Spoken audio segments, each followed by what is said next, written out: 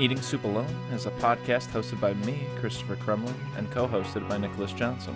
We try our best to ramble incoherently about a handful of movies at least once a week.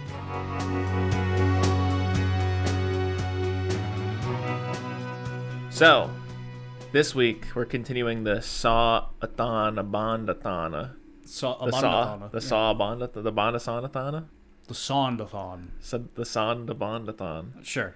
Whatever, I can't say it. But the Saw saga, Bondology degree. We're getting a degree in both Bondology and Sawology. We saw Saw 2 together. We did. And we'll talk about that first, probably. And then we saw You Only Live Twice. Correct. Is that just a play on the fact that he, faked his death? Is that what we're doing? Yeah, and I think Blofeld says it to him at some point. Does he? Yeah. Okay. Which is Great. cool. So you're cool with Saw 2 first, right? Yeah. Okay, so we saw Saw 2 a little while ago. Yeah. What's the deal here? Is this the one that you were like, oh, this guy wrote a script, and then they were just like, fuck it, we're going to call it Saw 2. Write Jigsaw into it. Yeah, he was... Is this one? Yeah. He was, shopping it around, and people Yeah. were like, this is, pretty close to Saw. No one's going to buy this. And the Saw people were like, hey, we got to put one out now. Yeah. So we'll buy this, and we'll have James Wan and the guy from the first movie write it into a Saw script. Yeah. And apparently that guy has been quoted as saying, yeah, you can't... If you read them both side by side, they're not really noticeably... you wouldn't be able to tell that they're the same script. Yeah. And then if you ask James Wan and that other guy whose name I should learn, they're like, oh, no, you can. We kind of just zhuzhed it up a little bit. We just put Jigsaw in it. But I don't want to jump ahead, but this movie's bad. Yeah, I was like, I'm really not trying to be cool. But yeah, it's gotta be one of the worst movies I've ever seen. It was really bad. I feel like if I saw it, I feel like this series has to get better from here. I'd hope. There's no way it I'd love can to get hope. worse than this. I feel like if anything, it'll do a Friday the 13th or a Nightmare on Elm Street, where it's just they get bombastic and that's why they're enjoyable instead of oh, this is a good one. Yeah. How do you feel about these stacked up to we started but never finished our degree in final Destino Finale-ology? Yeah, we never took our Destino Finales. Yeah, there you go. That's pretty good. We got too deep, I think. Yeah, I think we stopped at 2. Yeah. I think so far I like them better than Final Destination for sure. Yeah. I put them in the same kind of category. I think Saw 1 is way better than anything I've seen from Final Destination. Oh, for sure. But the second one fits side by side with Final Destination for me. Yeah, but I feel like there's a lot that Final Saw could take from Final Destination to make it better. Yeah. But I think overall I like Saw 1 better. But I feel like Saw 2, when I think about Saw 2, I'm like, this movie kicks ass. But watching it, it's no, this movie sucks ass. Yeah. Well, in your mind, what makes you say this kicks ass? When you're imagining this idealized version of Saw 2, what are the things that stand out as strengths? Where you're like, man, Saw 2's cool. Well, I think the strengths are the plot beats. If somebody sat you down and told you the plot of Plot 2, yeah, the plot of Saw 2. The other day, I had to say fidget spinners to somebody. Yeah. I said spidget finners. Yeah. And it was one of those things where I'm like, oh, that's just... I'm done for the rest of my life with that word, because every single time I say it now, I'm going to say spidget finners. Yeah. Saw 2, I really... here, I'll do it to you right now. I'll tell you the plot of Saw 2, and you'll be like, that movie kicks ass. Jigsaw. Yes. Killing people, you do. Mm-hmm. Cops are after him. Sure. Donnie Wahlberg, Mark's brother, comes to him. And he's like, hey, I'm fucking putting you down because you told me to come here or whatever. Yeah, that's right. He writes something on the wall. It's like, hey, Detective Matthews, come see me. Look closer. Exactly. And he goes there, and Jigsaw's like, hey, you're a bad cop. Mm-hmm. I know you. You like fake evidence and coerce confessions out of people who didn't do anything. So, listen, I have your son, and he's in a safe place. And if you want him back, all you have to do is follow the rules. Something that you're not good at. So you just have to sit down here and talk to me. That's all you have to do. And meanwhile, they've got the thing playing in the background of the trap happening. But, you find out at the end, the big twist is that was on a delay that happened yesterday or whatever. Right. And he was right. If he had just sat there with Jigsaw, his son was in the safe right next to him. And I'm like, if you think about it, I'm like, oh, that's the best Jigsaw trap. Is like there's a whole other trap happening to concern this guy. But all his test is, all his puzzle he has to do is just sit there. And he tells him that right at the beginning. You just got to sit here and talk to me because your son is in a safe place, which is so funny to me. Yeah. But then the whole movie happens in the middle of that. And it sucks. And it kind of sucks, yeah. Yeah. And I'm mad about it. Yeah, I hate doing that. Just that I really just hate being like that. This just sucks, but it does kind of suck. Just for the starters, like it's got that Halloween. I think it's Resurrection stink. The one where Busta Rhymes is there and they're wearing like GoPros and they're just like in a house. Yeah. And so it's just like one of those like early to mid-aught movies where it's like, to me, where it's just like, what about Michael Myers, but everybody's trapped in a haunted house? Mm-hmm. It feels like that. It feels like, what if Saw, but stuck in a haunted house? Like, you know what I mean? Like, that already is stinky. The Saw bathroom is iconic. I'm not saying do that every time, but, like... Tone it down a little bit. All I was going to say is, like, trying to follow that with just generic haunted house. Not a good movie, in my opinion. I feel like none of the traps that those folks went into, like, compared to them being stuck in the bathroom at all. Yeah, because it's like you know the thing about the bathroom is it's like they're already so fucked by being 2 feet away from by a chain to something. You know what I mean? Yeah, like, exactly. Like they just have free range. Like I was saying during the movie, I know it's dumb and it's probably not this easy, but it's like, dog, y'all just start kicking one wall as hard as you can. I guarantee that you can kick drywall out and the fucking plywood and like this bathroom is 100 years old. Yeah, you can get out of it. You can kick it apart. Yeah, but you could kick this house apart for sure. It's so strange now that I'm thinking about it. Like their trap in that first movie looks nothing like anybody else's that we've seen in this, or even when they show the other traps in the first movie. Yeah, it's so strange because it's one of those things where, like, in my opinion, again, just like too many people involved in the same thing. Yeah. Because usually in the other traps, it's 1 to 2 people in the first movie. And this time around, they're just like... Because, like, I'm not trying to be a dick. I feel like such a dick when I pull movies like this apart. But, like, I know he hires helpers, and I know that he hired that one guy to be a helper. Mm-hmm. But it's like, this guy and a decrepit, dying old man got, like, 9 people together into this haunted house. Oh, it was Amanda.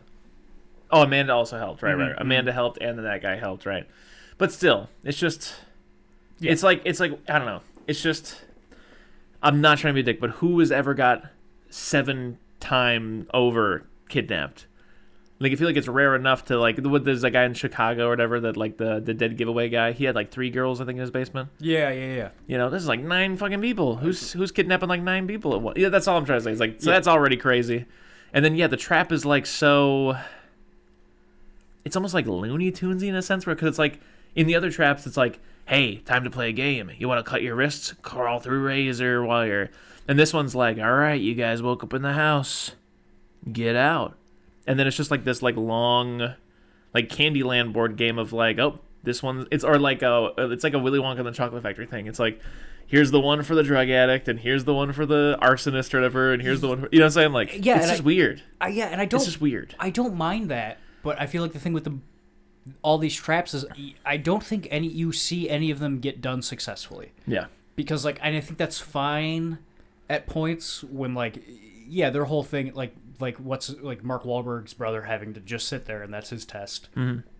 Their bigger overall test is, like, hey, you have to work together and listen to each other because Jigsaw loves teamwork. And they just fuck that up at every turn. So, like, they keep fucking up their traps, and, like, that girl that, like, puts her arms up through the thing or whatever and can't pull them back down. Yeah. Like, I don't think that's even her trap. Like, I think that was supposed to be for Amanda, maybe. Okay. But it doesn't... Or even the guy that gets burnt alive. Yeah. He's like, sometimes you gotta trust the devil. And he looks in there, and there's a devil pointing to a knob that he has to turn. And it's like, what's the lesson in this trap? But, like, all of those, even the guy that has to go through the razor wire, the guy with the candle in the first one, none of those compare to those 2 guys in the bathroom being pitted against each other. Yeah. Like, that's so sick comparatively to the rest of this. And it's pretty well thought out compared to the rest of this, where it's just like, oh, your life, you've been mean to bears, so here's a bear trap on your head or whatever. Yeah. It's just, yeah, it just kind of falls a little flat. But then I think the overarching trap in this movie of you just had to sit here and listen to me talk. You just had to follow the rules. That's good, but also this movie stars Mark Wahlberg's brother, so I kind of don't give a shit about him or what happens to his son. Yeah, it's so strange because, like, I guess it's one of those things where, like, he's playing 4D chess because it's just, like, this room full of, like, 7 people that are all just, like, as far as he's concerned, even though he has laid traps, I think it's pretty clear that from get, it's just, like, you guys are just pawns in the larger, like, cop narrative, right? Yeah. Also, I do think it's fun that all the victims are people that the dad got put in prison, and so that's why the son being in there is an even bigger deal, because if they find out that that's the son of the guy that got them wrongly convicted. But when they find the picture of the two of them together and then they flip it over and it says father and son on the back, it's like, yeah, we got it. Yeah. Here's something else, though. If they were all wrongly convicted, then none of them are necessarily bad people, and they're all getting killed just for the cop thing? I think they probably did at some point do something wrong. I'm sure we missed it because these movies are kind of like James Bond movies where there's a lot you can miss that is probably pretty important. And so I feel like a few of them had talked about being in prison beforehand. Yeah. Even before this time going to prison. Yeah. Like that guy that cuts the shit off his neck. You know he did some bad stuff. Mm-hmm. Mm-hmm. But also, yeah, you're correct. Yeah. So, do you have anything else to say about Saw 2? You better. We're 10 minutes in. Yeah, let's just take it from the top really quick, though, because that was pretty scattered and all over the place. It starts with what? Do we start with a trap, don't we? Yeah, we start with... Great question. Yeah, the guy, his head gets nailed. Yes, correct. It's like a little vignette. Yeah, he's what's-his-face's parole officer is... His parole officer is Mark Wahlberg's brother, I think. Or he's an informant for him? Oh, Mark yes. Wahlberg's brother knows him. Yes, Johnny he's an informant. Wahlberg knows him. Yeah. And so then the next scene is him getting called in to identify this guy. And he identifies him by, like, 2 Chinese symbols tattooed on his, like, inner ankle or something. And he goes, what the fuck does this have to do with me? I'm out of here. Yeah, and then that lady calls him into another room, and she's like, look at this. And in blood on the wall, it says, like, look closer, detective. And then they find Jigsaw. I can't remember how. Yeah, me neither. But they just find him. Oh, but before also, that... I just remembered his name is Eric Matthews in this movie. Like Great. The guy from Boy Meets World. Why would you do that? Go on. They also say there will be blood in it. They do. But it's before that movie came out. That's got to be like an old saying or something. Oh, it a has to book be, or yeah. something. Yeah, I don't get the reference. But anyways, we also get the scene with the son from like like the like Santa Claus 2 thing where it's like we caught you boys spray painting. Crash from Crash of the Boys. Yes, and then his son. I don't know. Does he know that his son gets like kidnapped or something? Or does he not find out until he goes to Jigsaw's warehouse and then it's on the TV? He's like, that's my son, you fucker. Is that what happens? I think so, yeah. Yeah, okay, so whatever. Don't remember how they triangulate Jigsaw. But they find him. And not so Marky Mark beats the dickens out of him. He really does. That happens at some point, just he's mad about his son or whatever. And yeah, we're introduced to this big spooky house full of spooky traps with a bunch of people in it who... There's apparently on top of the bathroom from the last movie. Yeah, that's so strange, because, like, that bathroom to me, that doesn't make any sense, actually. Why is it underground? What is... Yeah, because, like, in the first movie, it seemed like, because they do all that running in the hallways and stuff like that, it was like an industrial abandoned warehouse bathroom. Did he build a house on top of it and then old it up so it looked decrepit? Yeah. Weird. You're I didn't right. peg that until right now. And he's got to do all that and kidnap 9 people? You're right. You're right. This is falling apart. But anyways, so they're in this house that is impenetrable to escape, and by that I mean the windows are boarded up. Yeah. Jesus Christ. But whatever. Worked for Halloween Resurrection, so here we are. You have lady from the first movie, who I didn't peg because she doesn't act the same. She has a weird wig on in this movie. Yeah. So. You have Big Buff Man. Correct. There's also the kid. There's a lady with blonde hair. There's a lady with dark hair. There's a black guy. There's a man with a tie who dies immediately. Don't remember that. There's the guy with the goatee-ish thing, I think, that says the devil thing, and he burns up in the oven. Yeah, his name's like Omni or whatever. Omni, yes. And god damn it, dude, what the fuck happens first? They're trying to get out of that first room, and like guy with the tie looks through the peephole And gets... and there's just a gun taped to the back of the door. Hey, all these traps, if there's a gun in it, I don't want it. It looks so lazy. Like in the last movie with all the shotguns above the doorway, in this one it's just a gun attached to the doorknob or something like that. Yeah. That just feels lazy. Yeah, that's the weird thing too, is that like there's, in my opinion at least, again, I know that this is the Saw franchise. I'm not trying to sound smart.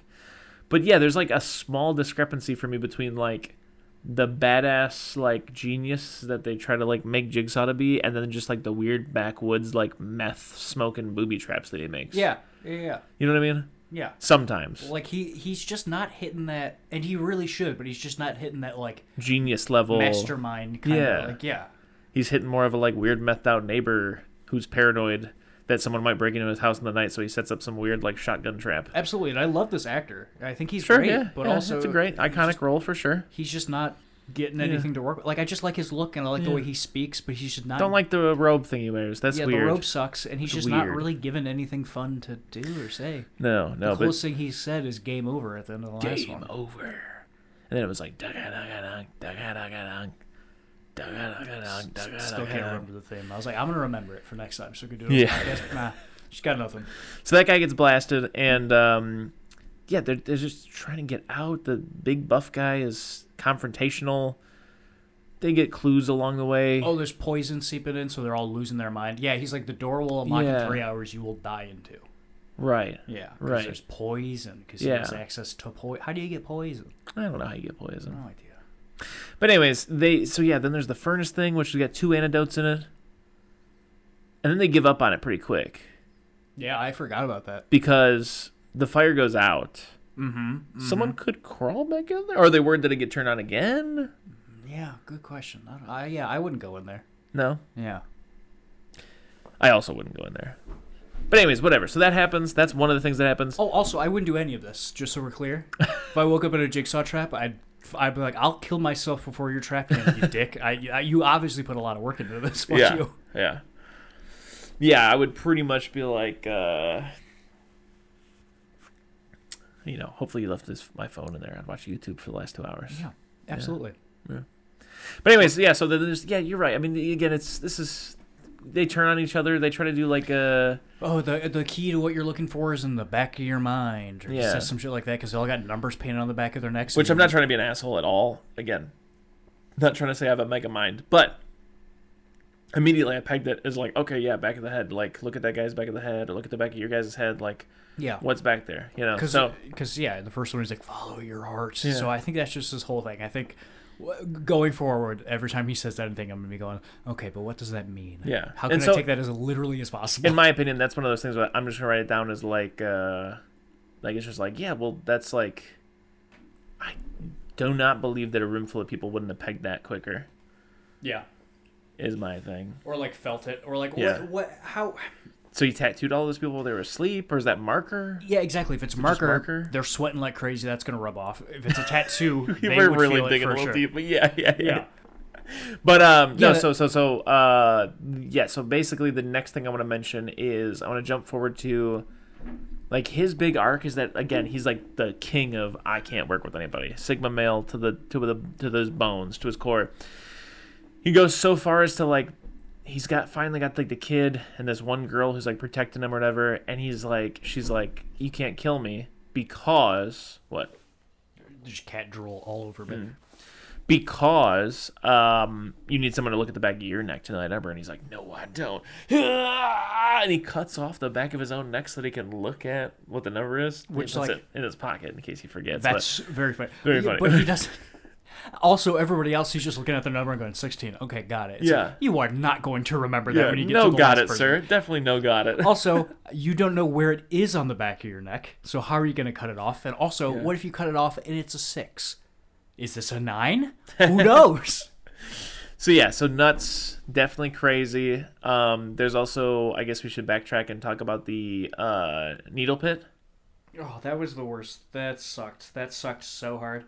Yeah. I made a joke, and I was like, Chris, I want to watch you watch this part, because I know that's your worst nightmare is just needles. Yeah. And I was like, I feel bad immediately. I don't like this. I can't imagine what you're going through. Yeah. I watched that behind the scenes on the Needle Pit. Oh yeah, Will sent Did you that watch to us. it? If Will's listening, yes, I did. So initially, I guess the concept was for it to be like to fill up to the neck. Mm-hmm. Wasn't possible. Second problem was I guess the first problem is just that like it ends up becoming, it's not like a ball pit. You would just like stand on it. Yeah. You wouldn't like slip through it like that, you know? Yeah. So first problem after that one was kind of like, they were like, oh, well, let's get 20,000 syringes. They threw them in there and it was like, that looks like nothing. So they were like, let's do 40. They ended up doing like 120,000 syringes. Jesus. And that barely covered the surface of that pit. It's mostly filled with like chunks of foam. Okay, yeah, but I was gonna say just make the pit smaller, but yeah, that's what they did. Yeah, because again, it's just like severely underestimated like what that actually entails. So there's like 120,000 of those in there, and then they gooped it up, which actually was super helpful because it like made it easier to like slide through it and like throw them around and stuff. And they also put like some fake blood on it to like make it look nasty. They did have tips on them, but they were like microfiber or something like that. Instead of being like they had to actually literally open 120,000. There was like 4 people that were like for 4 days. Their whole job was to take the needle part off and put the microfiber one in. I remember reading in one of the Lord of the Rings. Yeah. It's the one with the big army. Battle of the 5 Armies, probably. All the like orcs and everybody's like chainmail armor is all handmade. Yeah. It was all handmade by like 2 guys. Nice. Who don't have fingerprints anymore because they were mashing all that metal together, and that's pretty cool. That's crazy. Yeah. So at the end of it, there was another thing too where like her prosthetic situation where she has the needles in her. Mm-hmm. Those were real needles though. So there was like a whole bunch of precautions they had to take to make sure that like those never fell into the larger pit. Mm-hmm. You know what I'm saying? Mm-hmm. And yeah, so that's basically the needle pit thing. Yeah, the needle pit, though, also is... I don't think you have to use real needles for the prosthetics. I don't think you need to either. When I was in film school, I filmed a short with some folks that ended with somebody getting shot with an arrow. Yeah. And I did that pretty safely. I figured that out with some cardboard and a jacket. So I think they could have figured it out if they thought a little harder. The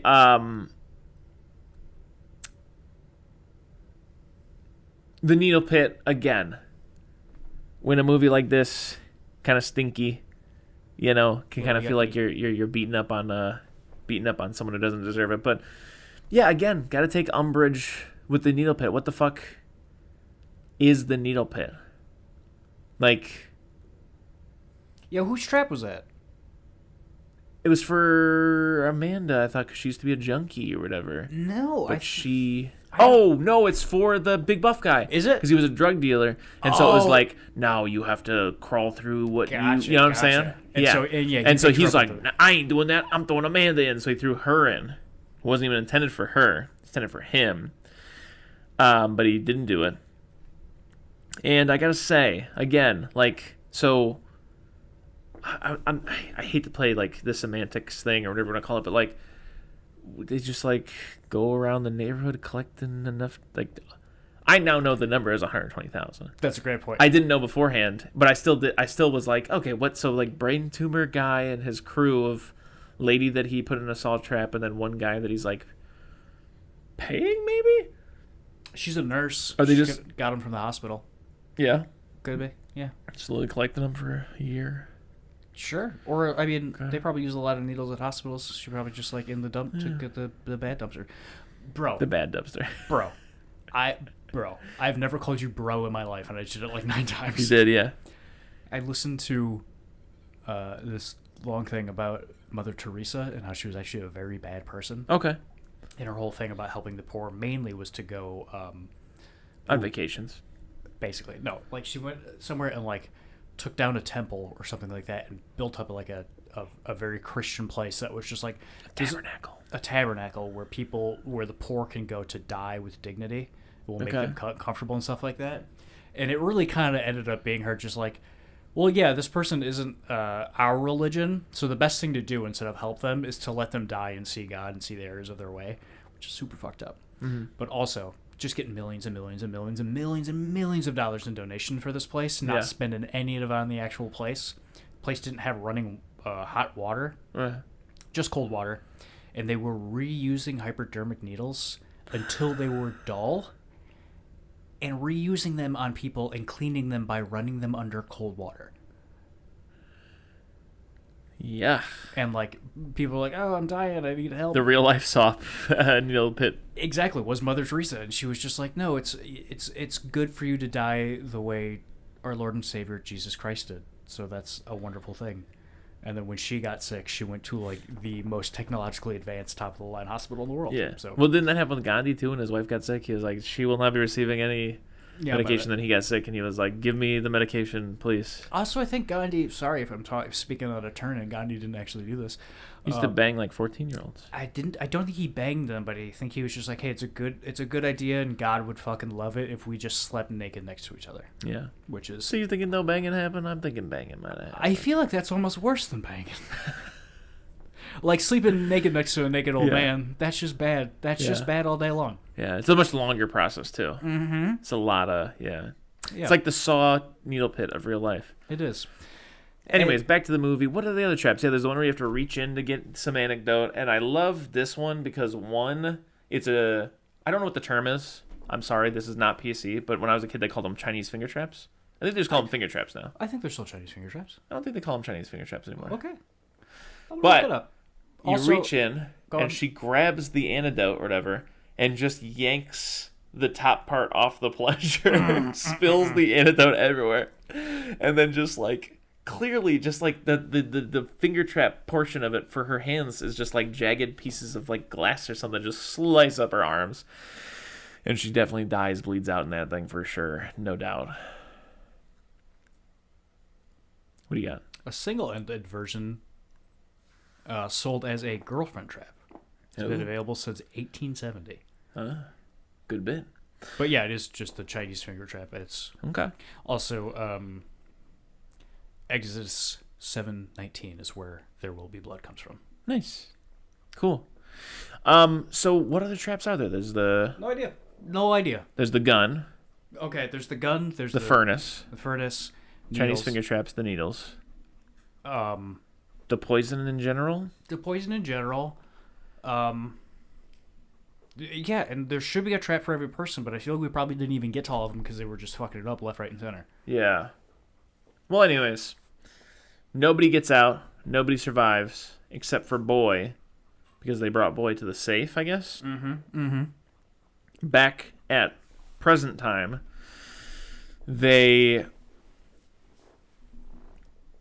Yeah, it's so interesting because before this, I want to say there's an X-Files episode that deals with, like, past lives to some degree, but it also deals with, like, a cult. They're a suicide cult, and Mulder and Scully are working like a cult task force to try to, like, stop them from killing themselves. And I think they pull the same whodunit, or not whodunit, the same switcheroo, Houdini? Oh. where like they're showing you footage of the like, everybody's about to like drink it and stuff like that, and Mulder Scully busting in, and then they bust in and everybody's dead because like the gotcha is like, well, this happened earlier actually, but we just edited it to make you. So that thing happens where like you're watching Donnie Wahlberg, and he's like, I'm gonna go save my son, but then he gets there and everyone's dead, and the SWAT team went to the wrong location because there was a second house that he was just streaming the VHS tape out of so that they could watch it.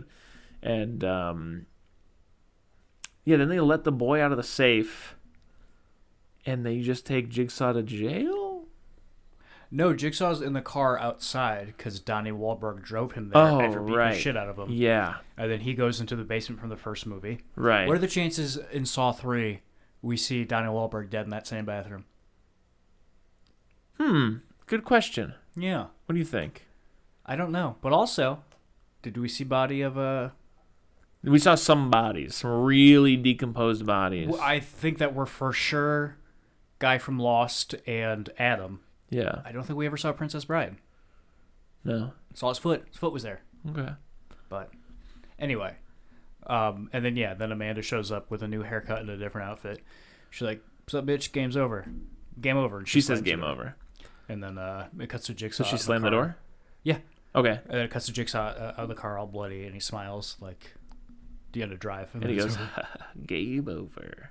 Ding ding ding ding ding ding ding ding ding Yeah. ding ding ding ding.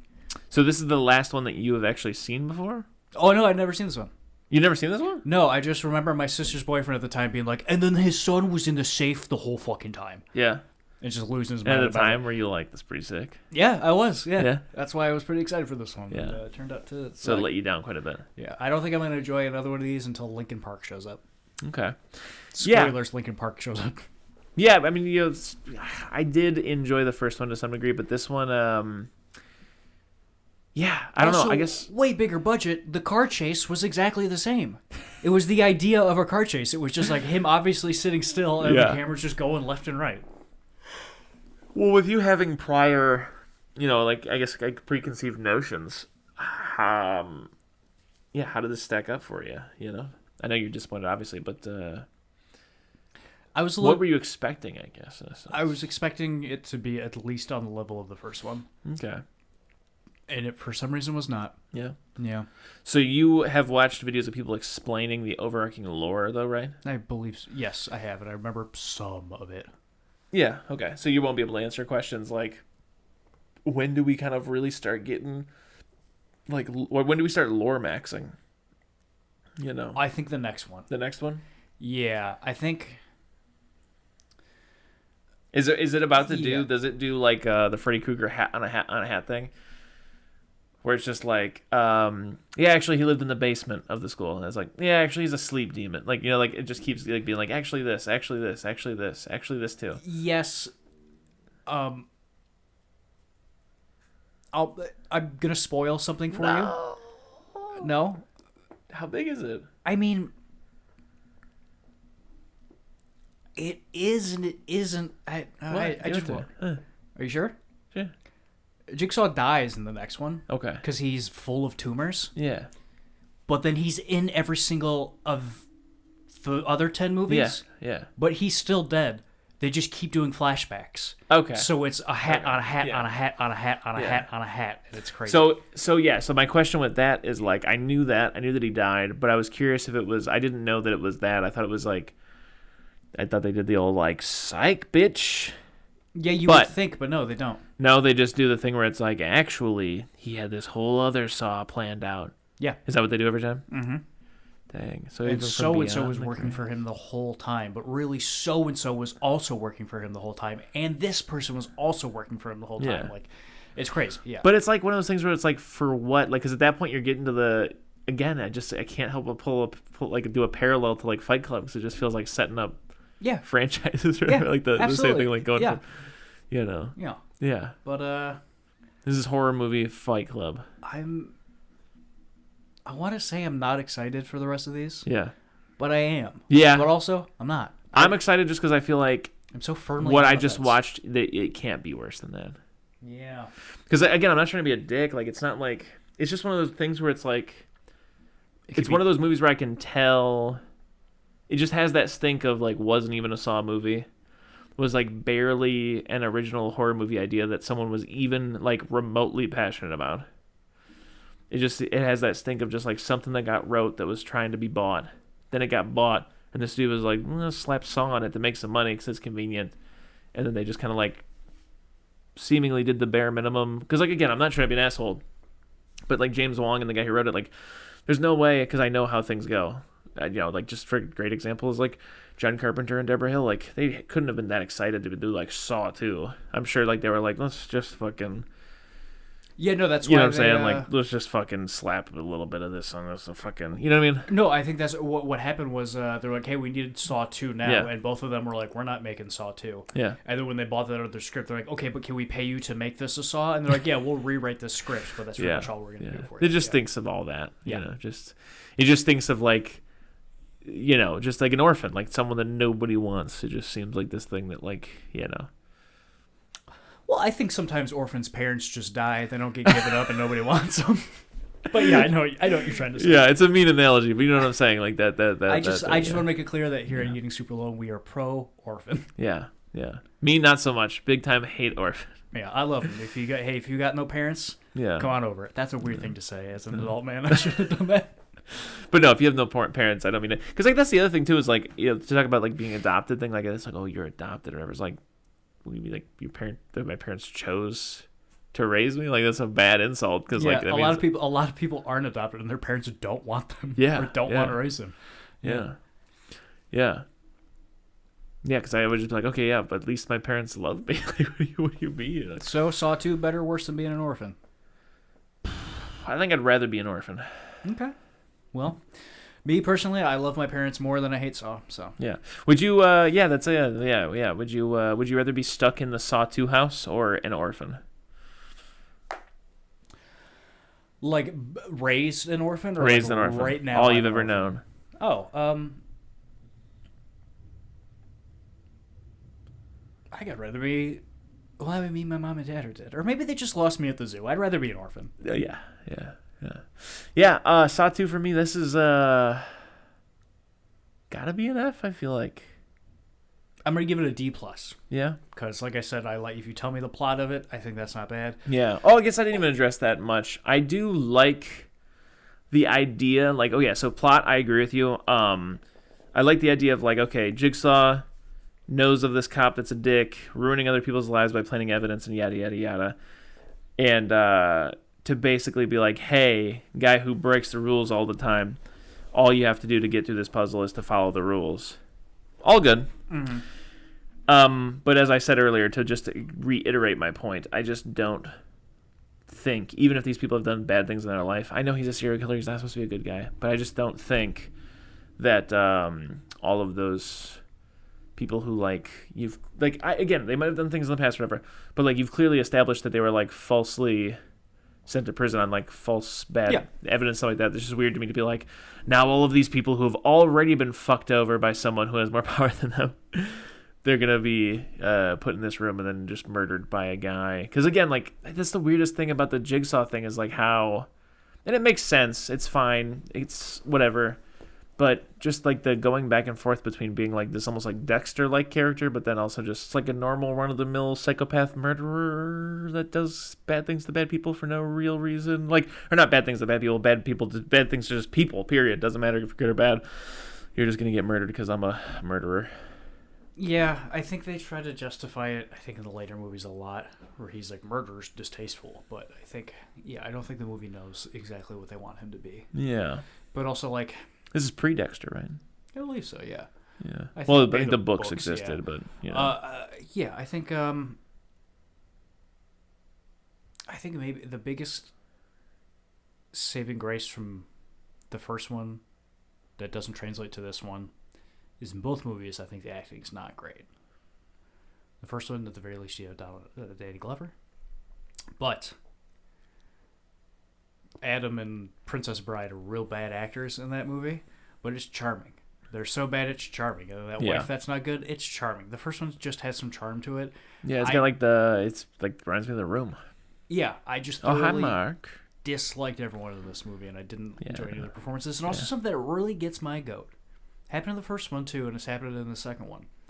The like weird edits where it's like and like it flashes like a bunch of different shots of like the same scene, and it's like close up and they're screaming and yada yada.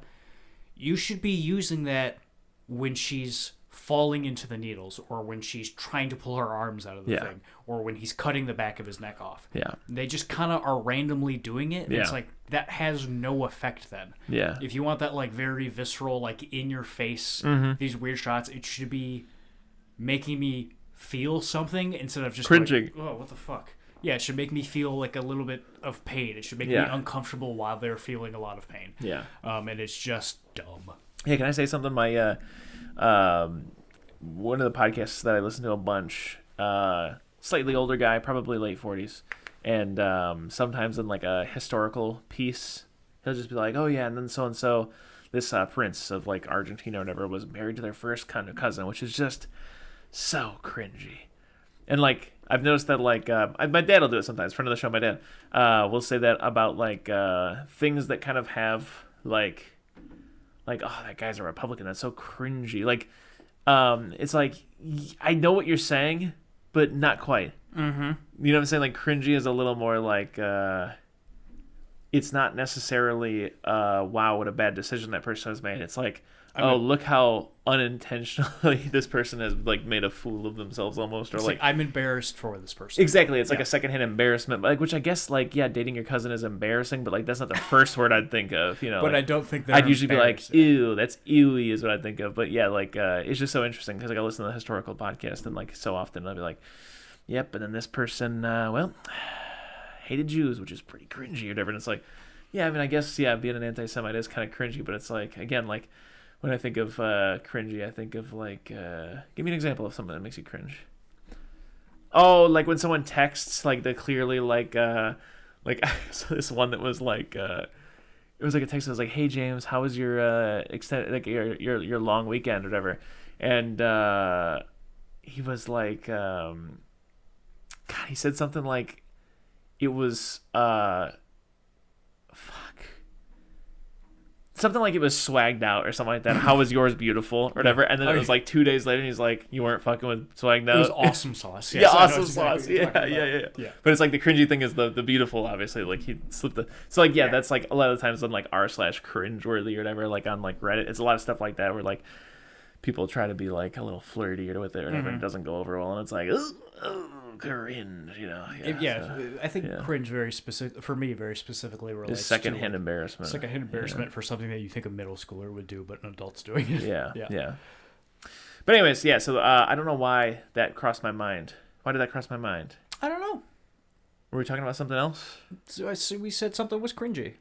What was cringy? I don't know. Oh, cringing. Yeah, because the other thing is that like editing, the physical sensation of cringing is watching things like that and being like, oh god, it's a secondhand experience. But it's got its cringe moments in a visceral, like horror movie way for sure. Again, like while I don't necessarily stand by the needle pit because I'm afraid to fall in it, but no, I don't stand by it.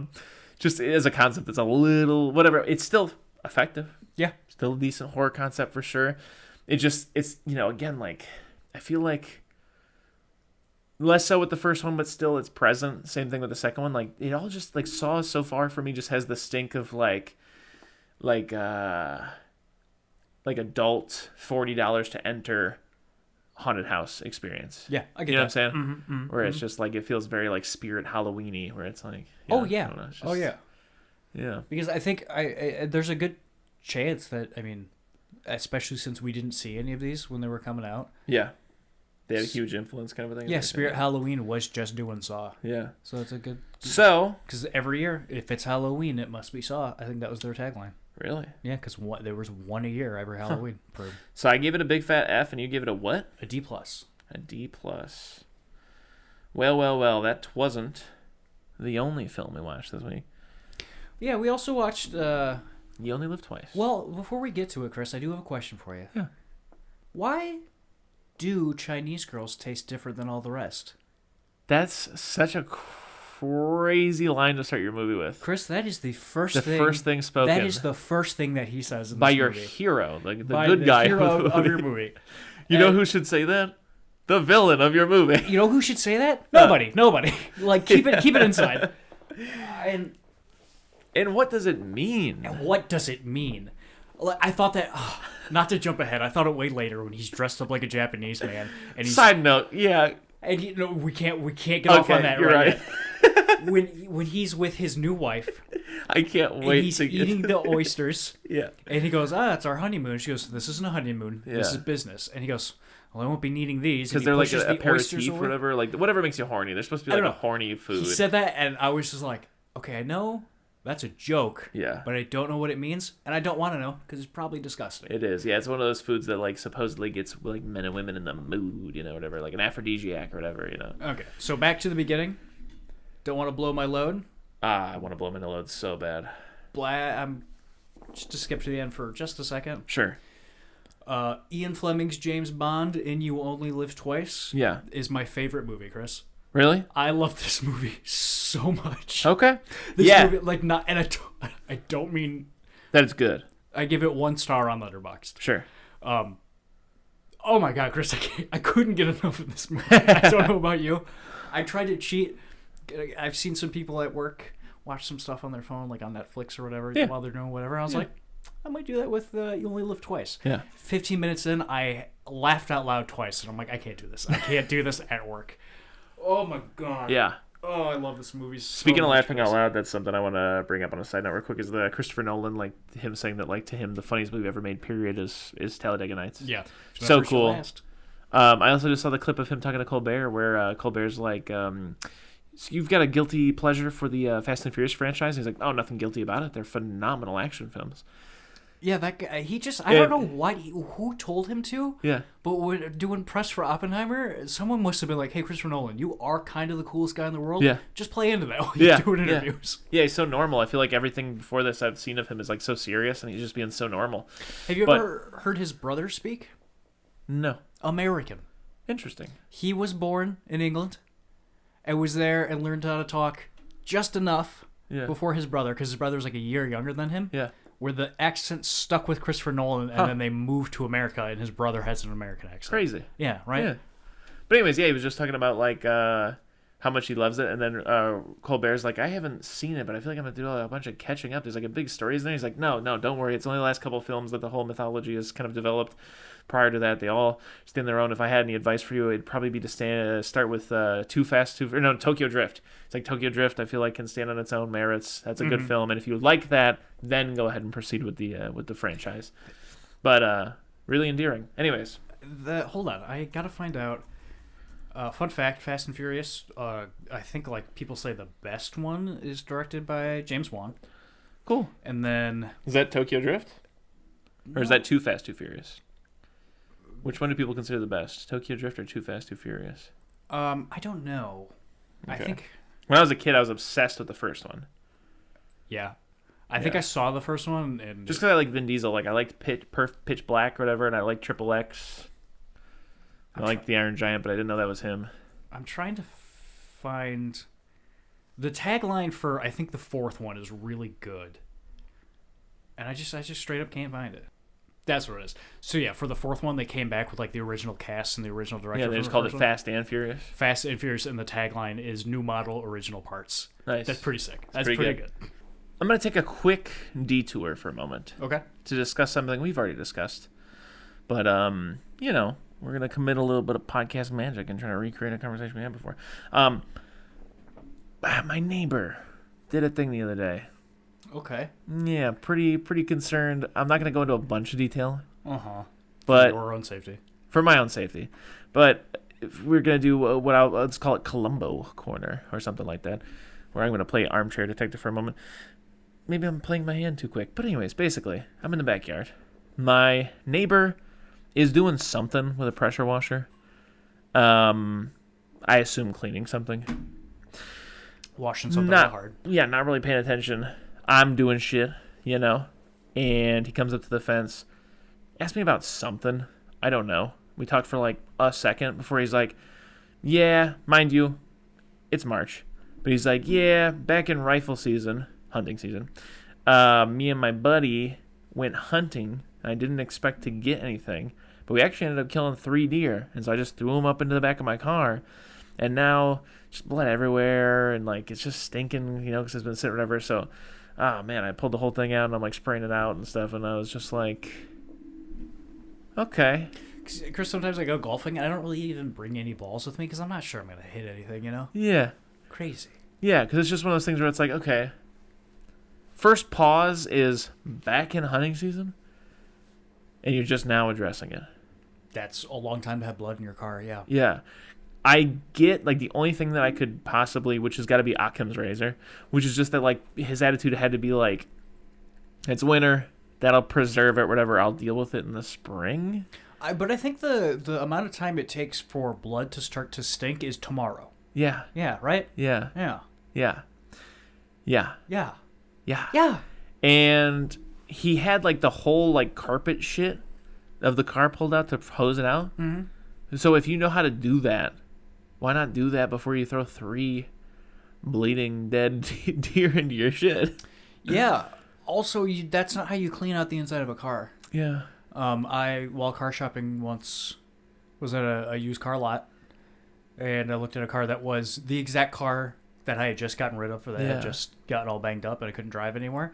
I was like, well, this would be perfect. And I Yeah. opened it up, and the dealer was like, oh, yeah, one of my guys cleaned it out with a hose. Yeah. So it kind of stinks in there, and it fucking reeks. Yeah. Because it smells musty and moldy, because you're not supposed to fill the inside of your car with water. Yeah. So I think, yeah.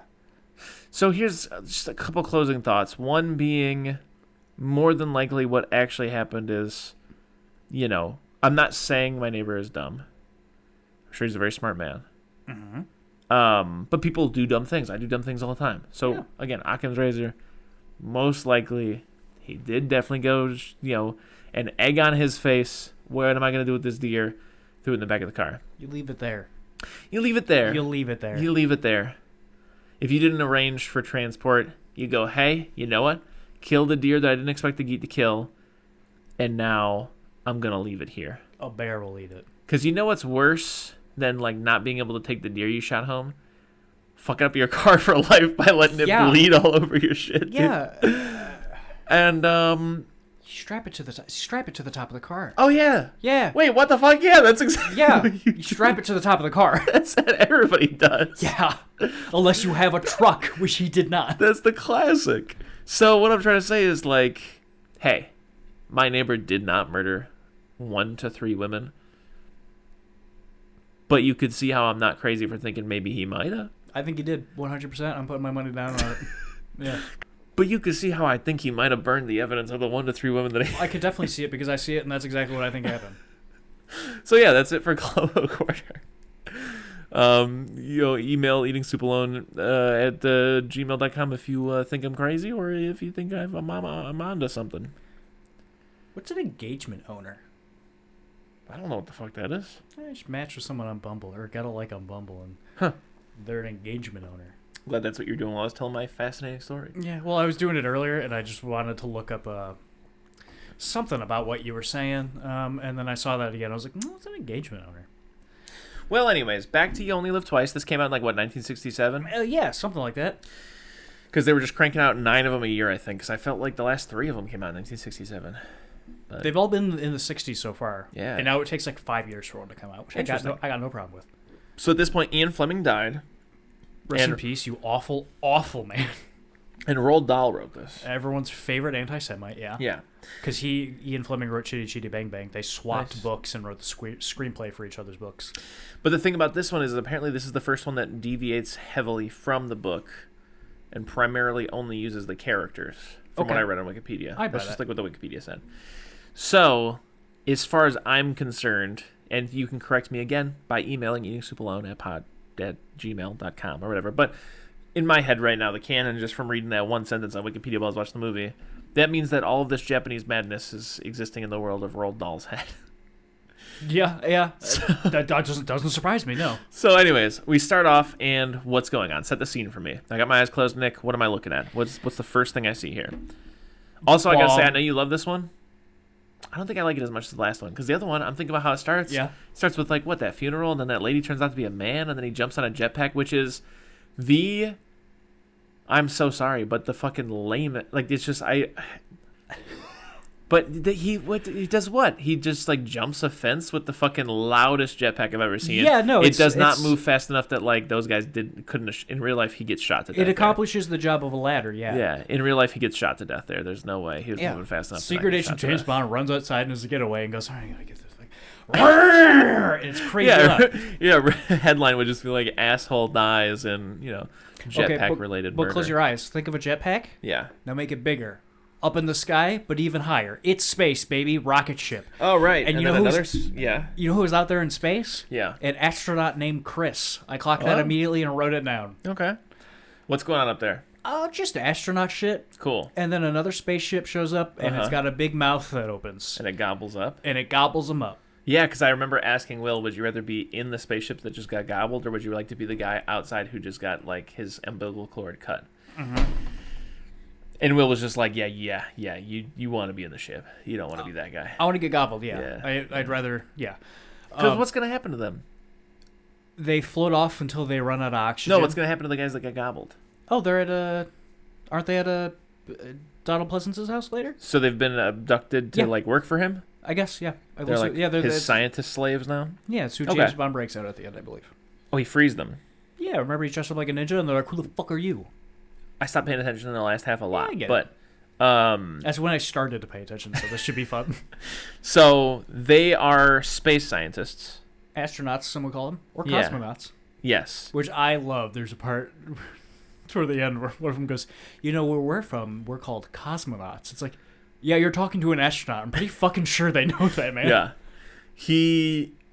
So he needs these space scientists for... Space extortion. I thought he was shooting rockets out of Japan. So he's got He's got like Blofeld? eggs in all kinds of baskets. Is that what you're saying? Blofeld? Dr. No. What's his name? Blofeld. That's his name? Yeah, Doctor. Is he also Dr. No? No, Doctor No's the guy from the first movie that ends Whatever. up dying. So his name's Blofeld. The head of Spectre is Ernst Stavro Blofeld, his name is Ernst Stavro Blofeld, which I always thought, first name Ernst Stavro, last name Blofeld. His name is Ernst, middle name Stavro, last name Blofeld, which means James Bond's arch enemy is a guy named Ernst, which is very funny to me. Huh. Anyways, Ernst. My So- man Ern. He's doing multiple deals is what you're saying. He's doing multiple deals, and I think his end goal that he says at the end is, I'm making America think that Russia's doing this, while Right. Russia thinks America's doing it, and So they're they can going go to war. They're going to nuke each other to death, and there'll be a spot open for me to be the biggest superpower in the world, which I think is the plot of Watchmen? Don't remember offhand. No, it's the opposite of the plot of Watchmen. Sorry, that's not what we're talking about.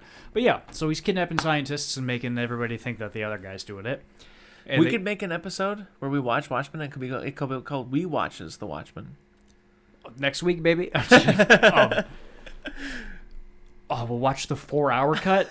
No, we'll watch the 5-hour cut that has the comic book the kid is reading animated in the middle of parts of it. That exists. Okay. That Zack Snyder guy's fucked. Yeah. And so that's happening, and then we cut to some politicians on Earth. Politicians on Earth. What are they doing? They're arguing, and Russia's like, "You did this," and America's like, "Nuh-uh, you did this," and then everyone's cool friend England goes, "Gentlemen, James Bond has died. we believe Japan did this for some reason, and our man on the inside is in there getting information already." Yeah, he's And- hard at work. And then he's it cuts to hard as like... fuck, and he's like, "Hey, here's some racist shit." And then she's like, "Yeah, definitely." And she gets up and throws him up in a Murphy bed, which is so disrespectful. Oh, yeah. So funny. Right off the bat, as soon as you see him, they do Major the world's disrespect. most disrespectful thing to him. And then a bunch of guys come in and shoot it a bunch. Yep. Don't know how he survived this.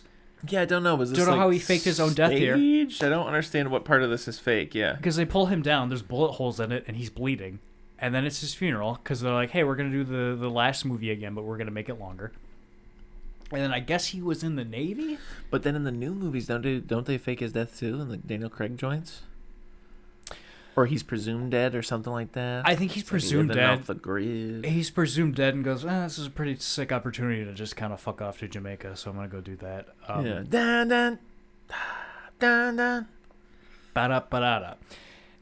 We get the opening titles with the song by Nancy Sinatra. Which I have to say could have been so much more distasteful. Racist? Yeah, for sure. Yeah, they really held back. They really held back. But also the song sucks. Couldn't even tell you, hum it Yeah. for you. You only live twice. Sure. I listened to all of them earlier today, actually. Yeah. All the theme songs. Hot take. Goldfinger. Golden Eye is, I would say, the best one. Really? Yeah. You don't like Diamonds Are Forever? No, because you know what part of that song is good? Huh. The part Kanye West uses, and then the rest of it's kind of shit. Okay. The lead in the The night. night, Yeah, yeah. like that part kicks ass, and I think they do it once in the song. Yeah. And then Live and Let Die is a close too. Does it go like Live and Let Die? It's a Paul McCartney song, right? Yeah, exactly. Oh, okay, no, I'm lying. It's Skyfall, because Skyfall is what you think a James Bond theme would be, and you hear all the other ones, and you're like, okay, eventually they'll probably get to the good ones, and then it's Yeah. not until 2015 where you're like, oh, this is what this should be. Anyway. Yeah. I get what you're saying, but also at the same time, mentally, when I think of a James Bond title, I just hear someone going, "Twice you only live, twice you only live, twice, and mostly at night." Da, da, da, da, da, da, da. You know, like, Well, all right, yeah, I You know, guess something like that, I yeah. guess I see where you're coming from. I neither agree nor disagree. Yeah. I understand though. You know what I'm saying? Like, yeah, just like on Her Majesty's Secret Service. Is that anything like that? You know, that kind of thing. Like, just like I always hear like the title of the movie being sung to some degree. I'm gonna play you "Goldeneye" by Tina Turner because it's exactly what both of us want.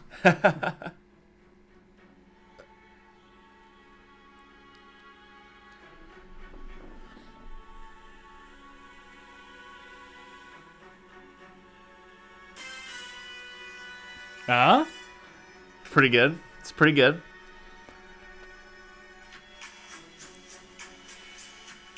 Because it's the 90s now. Yeah, yeah.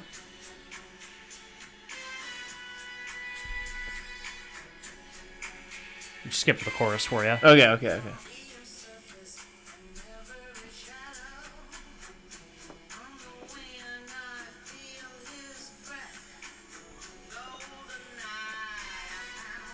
It's pretty good. It's pretty fucking good, right? Reminds me of Oh, Buddy's back. He's the man. Exactly, yeah. It's basically the that. mask. I think he did one for them that they didn't end up using, so we'll get to that when we get to it. I'll have to look it up. Okay. Anyways, back to the movie. Back to the movie. Theme song, not as racist as it could be. Johnny's women taste different. Gross. And she's like, and then she goes, better? And he goes, just different. They shoot him into the sea, because I guess he was in the Navy. That's what you do if you die in the Navy. Sure. Couple of guys scoop him up. Yes, I will say, I think this is the most charming I've found him so far. Okay. Because I think he's just disgusting and a gross... Because I thought he was pretty gross in this one, but yeah. Bulldog of a man in all of them, but he got me a few times in this one. Sure, like, okay, give me an example. Like this part, they pull him out of the sea and bring him onto that ship. Yeah. They unzip him and whatever, he takes the oxygen mask off and he goes, oh. And he stands up and he looks at the gun and he goes, permission to come aboard? And he goes, yes. He goes, thank you. And I'm like, that's awesome. That's very funny. It's pretty good. But then he goes to see Moneypenny and M. She's like, you're late. He's like, well, us corpses don't wear watches, or whatever he says. Traffic's a bitch, which would be way funnier. Like, let me write one of these. Yeah.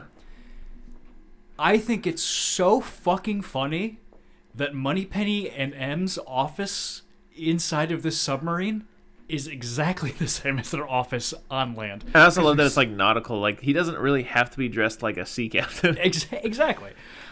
He also doesn't have to do any of this. I mean... Yeah. Well, yeah, why? What the fuck? Why not just have the submarine take him back to M's office or whatever? Or like, what is this? Who's at this funeral and what is the his purpose? Closest friends? Here's another thing. Also, why? Who there didn't go, hey, shouldn't Moneypenny be at his funeral? I feel like they were pretty good friends. Why isn't she here? Anyway. Well, that's what I was just going to say is like, okay, so what has the faking the death accomplished? Everyone in the movie goes, isn't James Bond dead? And then Blofeld goes, no. And they go, oh, okay. Like, everybody except for Blofeld thinks he's dead, and it does nothing for... There's just like him becoming Japanese...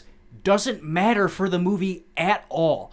There's so much stuff in this movie, and the rest of them, when I think about it, guarantee you they're writing this and someone went, what if this happened? Yeah, this so far the worst, though. Yeah. Because, yes, like, it doesn't play into the plot literally at all that he's dead. Because, like, what you would do is you would then, like, try to leverage that as part of his spying, is that he's like, now everybody thinks I'm dead, so I can... this. Yeah, but there's never a this. He's dead so people won't come after people close to him because they know he's dead. That would be. But who's close to him? Moneypenny. He's not close with anybody. Moneypenny. That's it. But and she's next to M. She's not in danger because she's like at the headquarters. Yeah, exactly. She couldn't be in a safer place. Oh Christ! Yeah, it does nothing for the movie. Well, whatever. So that happens. They put him in the sea. He comes aboard. Permission granted. And then they're like, "Get to Japan." Get to Japan, fucker. And wasn't he already there though?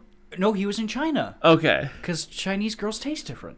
Yeah. He wasn't asking a Japanese woman that's that would have been way funnier, though, if he was. That'd be really funny if he was in Japan, they faked his death, brought him on board of the submarine, just be like, we got to put you back in the field, Bond. Crazy. Yeah, but anyways, so yeah, you're right. Oh, we get some pretty cool shots of 1960s Japan. Yes, great. It's really cool how, like, neon it already is and stuff, and, like, all these, like...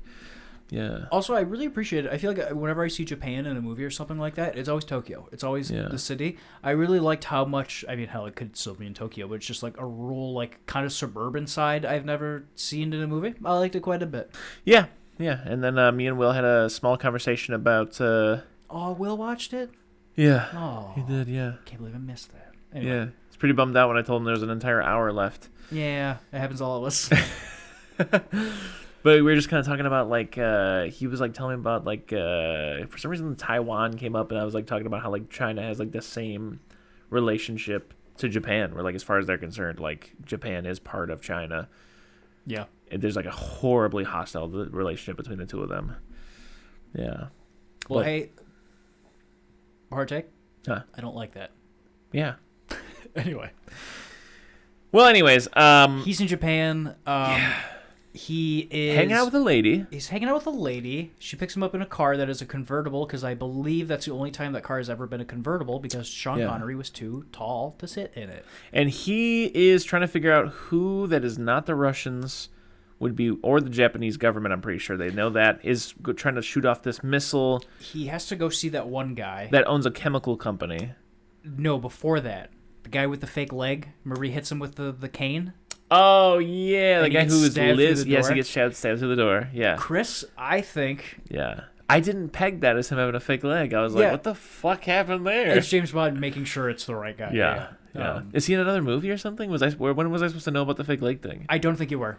Okay. I think that's just supposed to be like, you're supposed to be, if this was a book, that was probably, you know what, that's probably what it was. That was probably written in the book, and then Roald Dahl was like, I'm a piece of shit, I don't care.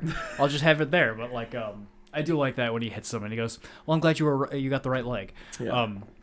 It's funny. I think I found maybe the funniest thing to me in the world is probably a British man in a kimono. Yeah. Don't know why that was so funny to me. Yeah. Just that he just comes out dressed like he goes, oh, hello, Bond. And he says something like, I can't go all the way Japanese. Some things I have to keep the same, whatever. I apologize for the mashup of styles. Yeah. And then he's like, I've been here 20 years and only for like the last 5 if I even know how to get around. Yeah. And then so they're talking. He's giving him drinks. He goes, yeah, you got to do something. And James Bond's like, what? And he gets stabbed through the door. And then he jumps through the paper wall. From this right here, I was like, I am locked in. Yeah. I'm like, this is real. Like, cannot watch this at work. This needs to be watched. Yes. Like, because it's funny, but also this is the first time out of all of these that we watched so far where I was like, oh, I am. Well, no, I lied. Rush with Love really got me like this at some points. But I was like, for the first time in a long time, yeah. I probably feel this way because we watched From Russia with Love 4 years ago or whatever. Yeah. But this was, first time in a while where it was like, oh, I'm in, this feels like a James Bond movie to me now. Yeah. And he bursts through that door and he chases that guy and beats him up. No, he kills him. And then sees a guy waiting for him and he goes, oh, put that guy's clothes on. Oh, before this, he went and watched the sumo wrestlers. He did, yeah. Mind-boggling. Boggles the mind. James Bond doesn't fight a sumo wrestler in this movie. Or maybe he... No, he doesn't. No, he doesn't. I thought maybe the guy driving the car was one of the sumo wrestlers. But he does fight a guy with a couch. Keeps jabbing a guy in the chest with a couch. That's the most disrespectful thing in this movie, is what I thought. Is if a guy hits you not once, but twice, but like 9 times with a couch. Yeah. Loved it. I loved it. I thought that fight Will was way in. Yeah, he loved that part. It was great because, like, it was a big problem for me in Thunderball. Every time there was a fight, I was like, this is the most boring thing I've ever seen. Yeah. These kind of feel like the beginnings of movies being like, hey, the fight should be interesting. It should be fun to watch. Yeah. Then it was, and I really enjoyed it. I thought it was really good. The couch made me laugh, but the rest of it I thought was great. Did he thing with the safe? Yeah. Takes the shit out of the safe. Those guys chase him for a second. And I laughed probably the hardest in this movie when he does all that stuff to open the safe. And he's waiting for the guys to walk away and stuff like that. And then an alarm goes off and it opens. Pretty funny. What an idiot. He's so bad at his job. Yeah, very bad. Like a thing you hear people say about the first Indiana Jones all the time is like, if Indiana Jones wasn't here, everything still would have happened just as planned. I feel that way about James Bond in all of these. He does nothing in any of these movies. Yeah, like, again, like, I'm not trying to be a dick, but even, like, Goldfinger. Like, he's just kidnapped for the whole movie. The only thing that he actualizes is a rape in a barn. Yeah, absolutely. Yeah, other than that, like... Also, in this one and the last one... I think he defuses the bomb at the end or whatever, but otherwise, like, he's just along for the... But yeah, so... In this one and the last one, I feel like... They both do the thing where, okay, James Bond's got all the information, he gives it to MI6, MI6 goes, cool, we're sending the army. an army's going to come fight to help take down the bad guy at the end. Yeah. I feel like at that point, James Bond, you clock out. You go home. You Yeah. don't need to be here anymore. Oh, yeah, because that's the interesting thing, I guess, also. I mean, I get it's a movie, so it makes sense. It tracks. I'm not poking a hole in this, but yeah, he's a spy. He gathers intelligence, and then he goes home. That's what he's supposed to do, yeah. Yeah. But like, he's a "Nah, badass. I'm going to stick around and shoot. I do like killing. It gets me He does hard, like so- kill. He has a license to kill. And boy, does he exercise it. So anyways, then the next day he shows up to the same place he burgled last night. And he's like, yes, I'd like to do a deal. I'd like to buy some chemicals and get a certification. Could you get that to me up on my desk by tomorrow? You know? I like when the evil henchwoman goes, would you like a drink? And because he threw that guy in there, he goes, no, I'm good. Nah, we shouldn't be drinking. It's way too early. Yeah. She's like, are you sure? He's like, I'm good. It's totally fine. And then she opens it. He's like, yeah, give me a drink. Yeah. Oh my God. Also, I love when he knocks that dude out, throws him in there. He opens the door, he's dragging him in there. And like all in the same motion, puts that guy down and then goes and pours himself a drink. Yeah. Great. Love that. It's good. Also, there's the point where Will referred to James Bond as being autistic because he says that thing where he's like, I do like sake, and I especially like sake when it's served at the correct temperature at 98.4 degrees. yes. You know. Whenever someone asks James Bond if he knows something, he goes, well, yes, I do have autism here. Yeah.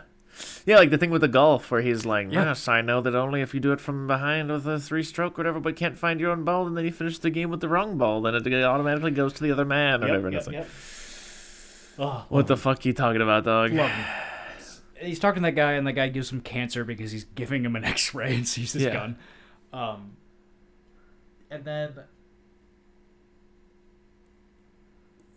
He tells the red guy, or the girl with red hair, to kill him.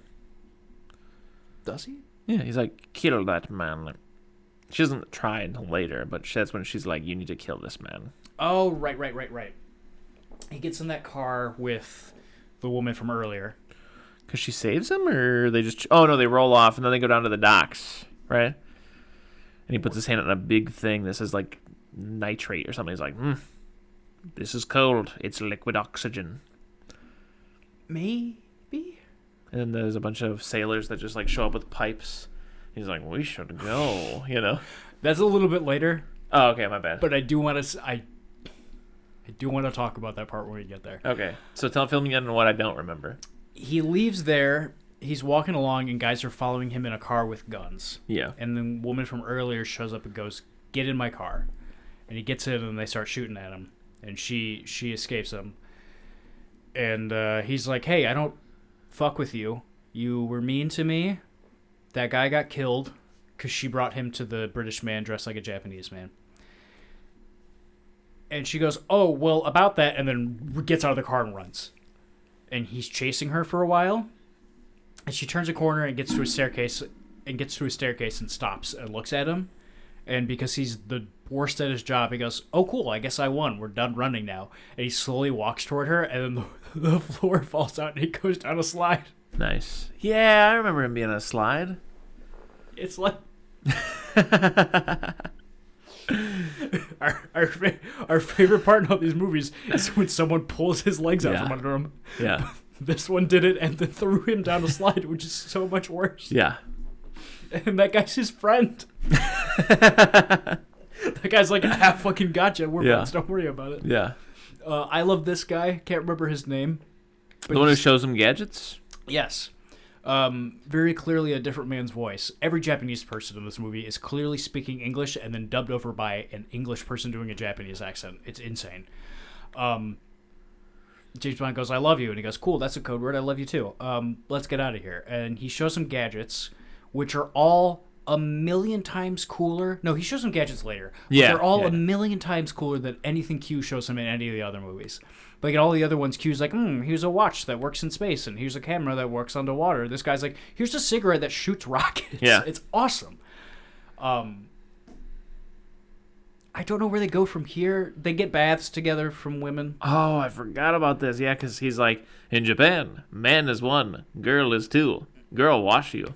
Yeah, which was all gross, and I hated it. Yeah, goes, but also I was like, damn, I want to be bathing with the bros. Get these ladies out of here. Also, yeah, great point. I want to be in that bath. And then he's just Because I think it's a separate bath. I don't want to be in someone else's bath with them. Yes, I do love, yeah. But like a bath, you're chilling in your bath, and there's rocks and grass, and it's all Japanese. and then there's another bath where your boy's in, you know. Just two boys. Put the game on or something, you know, smoke cigars, watch a football game. Okay. Got him. How's it go? Just 5 feet apart. Because they're not gay. Yeah. That's what those guys are doing. And then he goes, hey, time for a massage. Pick a lady you'd like to rub you down. And again, just a gross scene. I don't like it. But also, he's a little charming and it made me laugh. He looks around and looks at a girl and goes, I guess I'll settle for this little old lady over here. That's a good joke. I like that. Yeah. And then he gets a massage. We got to see it for some reason. Yeah, that's like, the thing I was going to say. Like, I said that to Will because Will hasn't ever seen a James Bond movie. I was like, in all of these, he's just chilling huge as hell. Yeah. And Will was like, work hard, play hard, I guess. Exactly. But I was like, in the last one, he's at a fucking spa resort. Yeah, don't let your job keep you from acting unemployed. Yeah. And so he gets a massage. And then he's like, all right, I better start doing my job, I guess. And I don't remember how he does that. I don't know who he talks to in this movie. Well, we end up at the docks eventually for that dock thing I was telling you about with the sailors. And he runs for a very long time. He does. And then gets picked up by the girl in the car again? No. He goes, oof, whew. Just did a bunch of parkour, got away from those guys, and then turns a corner and a guy comes out and clubs him in the back of the head. Nice. That's good. And it goes boink, and then he falls down. And the guy from earlier with the redheaded woman pick him up. Okay. And from there, I don't know. I don't know either. I'm going to cheat. I'm going to look up the Wikipedia. Okay. I'm going to also look at it. Oh. I also... We missed something? No, but maybe we did. I'm remembering this now. They show him that picture that they took of that ship, remember? And that island, and they're like, we can't really tell where it is, but we found this... Our scientists found a microdot on it. Where it's just a dot on the picture, and then they zoom in, and there's a message written on it. Mm-hmm. And then they're like, okay, and James Bond goes, show me the original picture again. And they go, okay. And he goes, zoom in. What's it say on the side of the ship? Look for that ship. And that guy goes, oh yeah, we didn't think about that. We found the microdot, but we didn't think about looking up what this ship is called. So yeah, then Brandt, who is the redhead lady, interrogates Bond before seducing him because for some reason, he's like, I'll give you $100,000 and we'll leave tomorrow. It'll be safe. She's like, you know what? Good plan. And then they get down to business. Yeah, and then they get on that helicopter. Yeah. It says Brandt flies Bond to Tokyo the next day. He's in the plane. Remember that? And he gets boarded. I thought that was a helicopter, but yeah. Yeah. I was real concerned about that because I was like, where'd that board come from? Yeah. Because it comes out from the side and it's a flat plank of wood. Yeah. That's not hiding in the side of the plane. It's way too long. Yeah. And also, she jumps out, cool as hell. Gaslight, keep girl boss, all that. And then he gets on there and he's trying to fly it. It's the autogyro is what they call it, an autogyro. A self-turning, it's a gyro plane. It's a class of rotor craft that uses an unpowered rotor to free auto rotation to develop lift. I think it's an auto euro. What was I saying? I'm making a joke. A euro's the sandwich. What did I say? Gyro. Did I say gyro? I think it's... Did I say euro? I said euro because people call a euro a gyro. What the fuck is that? Just ghosts. Damn.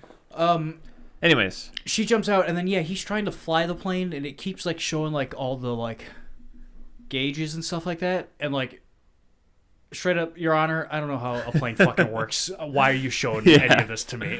And then he crashes. As if I'm supposed to look at that and go, oh, bad. Or, oh, good. I'm I don't fucking know which way they should go. Yeah. But then he's on that auto gyro, right? And then 4 helicopters attack him, and somehow they don't shoot him at all. No, what's it called? It's like Little Nancy or something like that. Yeah. This is my favorite Q appearance. This is the auto euro. This is what this is. This is the auto gyro thing. Because this is what it is. I love that as every one of these movies go on, Q seems to hate him more and more. And give him worse shit. I love that he shows up in this and goes, I put a helicopter in some suitcases, all right? Fuck off. I don't know why I had to come here in my The next movie's just like, here's a fucking gun, dude. Go shoot somebody. And hey, if this doesn't work, here's a second gun, all right? Fuck off. Do your job. But yeah, they unpack a little helicopter that he gets in and just kind of fucks around a volcano because they think he's in a volcano. That's true. Because, eventually I remember him being like, that's not a lake. It's a big old door. Yeah. Or whatever. Also, I don't know if we've seen him yet, but Blofeld. Ernst Stavro Blofeld is in this. And yeah, all the things, he's dressed like Dr. Evil. because Dr. Evil's dressed like him. And his base is in a volcano. And he's got that pool filled with piranhas. And he's got a pool filled with piranhas, and he's got a cat, and it's all like the lamest, like... This I know this is where they all come from. They're all the cliches of like a cartoon bad guy, supervillain, you know? Yeah. But oh my God, Chris, Donald Pleasance is so good in this movie. He's so good. Yeah. Like when that guy's like, and he's like, and I will need a payment of $1 million or whatever. That guy's like, whoa, you said no money would change hands until it was done. This is extortion. He goes, extortion is my business. It's so good. Yeah. It's like, I love him. He's so good in it. I'll agree with you. I will also say, we're about to get off the rails. Yeah? Is this not when he thinks he's turning Japanese? Oh, I really think so, yeah. Yeah, I really think it is, yeah. He goes, we're going to make you a ninja, and you're going to be Japanese. They literally say, we're going to have to turn you Japanese or whatever, right? Yeah, and then you're going to have to train real hard for 2 days, and then you'll be a ninja. Why? I don't know. Roald Dahl just went, what if this happened? And someone went... How does that matter to the plot? And he went, what? Because the craziest shit then happens. It cuts to a room full of 6... The masseuse from earlier. Uh-huh. The plural, the multiple masseuses. The messiahs. They do Japanese surgery on him, which in their includes... underwear. Yeah, they're just in bra and panty, like, bikini situation. But it includes, like, them, like, bringing, like, little clay... They should put some shit on his eyes. They were gonna, but then in the next one... The next scene, I'm not trying to be offensive here, but if you're going to have the scene where they bring over the fake eyelids, I was expecting them to do the offensive thing. Yeah, like you can kind of tell that I they're couldn't on. tell nothing. You can tell a little bit, but then I think like the next scene, he's basically like, fuck all that shit, and takes it off. And he's like hiding his eyes from people while he's still got it on because he knows it looks like shit. So the only thing that they do is they make him look like a little darker, I think. And they give him, like, Japanese jet black straight hair? Yeah. But then also everything about him is still the whitest man I've ever seen. Yeah. Oh, yeah, they shave his chest. They don't, though. They don't? You can see his chest hair through his shirt the entire time. Well, they implied during the surgery that they were going to. Why not just So I guess dye he the must parts not that have. show? Yeah, I don't know. And yeah. In real life, like, he must have been like, I'm not shaving my fucking chest. And then I think literally in the next scene, they get off a boat and he goes, nah, let's jump in the water. I'm taking all this shit off. So it also includes a staged marriage to that lady. I love. He's like, you're going to have to train real hard. You're going to have to be a ninja. He's like, all right, fine. He goes, we're also going to have to turn you Japanese. He goes, okay, whatever. You got to do what you got to do for the job. He goes, also, you have to be married. No, all right, fine, whatever. Real pig-faced lady. And James Bond's like, I don't think we can do this. I think that's a bridge too far. Yeah. And they say it to him twice, like, no, she's a real dog, James. And yeah. Then when she came on camera, Will was like, this is the ugly girl? I think it was just a prank. Yeah. The slide man did another prank on him, which is why he's my favorite. But yeah, so they turn him Japanese. He has to get married. For what? It's his cover. In what way? What is he infiltrating? I don't remember. And it's so... What is this cover for? It's so nobody knows he's James Bond, but hey, Chris. James Bond's dead. He faked his own death. Yeah.